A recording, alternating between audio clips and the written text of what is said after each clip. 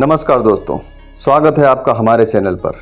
आज हम भारत के सबसे प्रतिष्ठित और प्रेरणादायक शख्सियतों में से एक रतन टाटा की कहानी लेकर आए हैं। ये सिर्फ एक बिजनेसमैन की कहानी नहीं है, ये उस इंसान की दास्तां है जिसने अपने जीवन को समाज और देश की सेवा में लगा दिया। रतन टाटा का नाम सुनते ही एक गहरी श्रद्धा और सम्मान का एहसास होता है। आइए हम उनकी जीवन शैली, उनके आलीशान बंगले और उनके खास शौकों के बारे में विस्तार से जानें और उनके उस व्यक्तित्व को समझें जिसने उन्हें एक आदर्श बना दिया। 28 दिसंबर 1937 मुंबई का दिन था जब रतन टाटा का जन्म हुआ।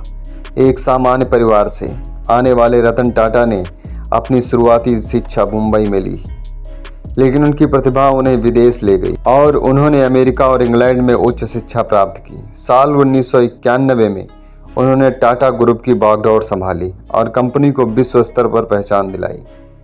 उनके नेतृत्व में टाटा ग्रुप ने उस मुकाम को हासिल किया जिसे लोग सिर्फ सपनों में ही देख पाते हैं।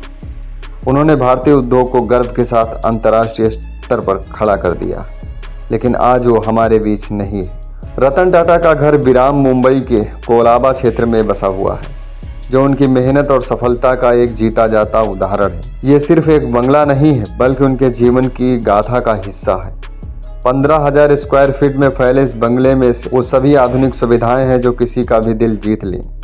मगर जितनी महंगी और सुंदर ये जगह है, रतन टाटा उतने ही सरल और सहज इंसान हैं।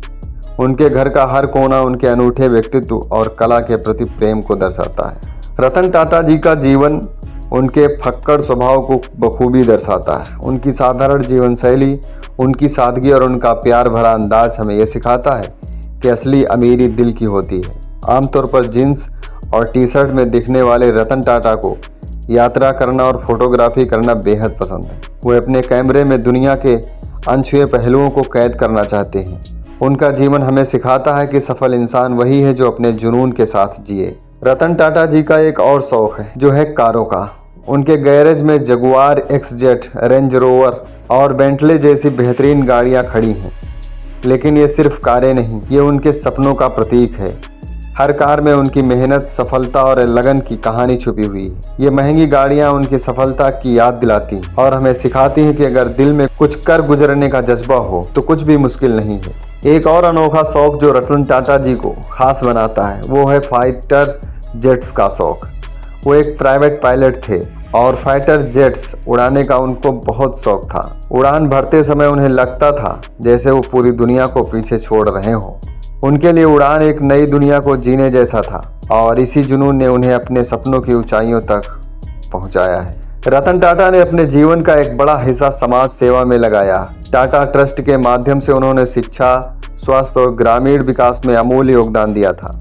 उनके कार्यों में न जाने कितनी जिंदगियां बदल गईं और वे न सिर्फ एक बिजनेसमैन हैं, बल्कि एक सच्चे समाज सेवी भी हैं, जिन्होंने अपने प्रयासों से लाखों लोगों की जिंदगी में उम्मीद की किरण जगाई। उनका मानना है कि असली सफलता तब है जब आप दूसरों के लिए कुछ कर सकते हैं। रतन टाटा का जीवन हमें सिखाता है कि मेहनत और ईमानदारी से कुछ भी हासिल किया जा सकता है।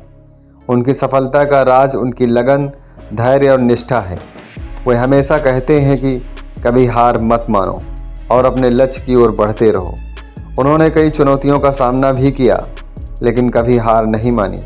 उनके शब्दों में जो ताकत थी वो किसी भी इंसान को जीवन में आगे बढ़ाने की एक प्रेरणा देती है। तो दोस्तों, रतन टाटा न सिर्फ एक उद्योगपति थे, बल्कि एक प्रेरणा और एक विचारक भी थे। आज वो हमारे बीच नहीं हैं। उनके जीवन की सादगी, उनकी विचारधारा और उनके काम हमें ये सिखाते हैं कि असली खुशी तभी है जब हम दूसरों की मदद कर सकें और आज समाज के लिए कुछ कर सकें।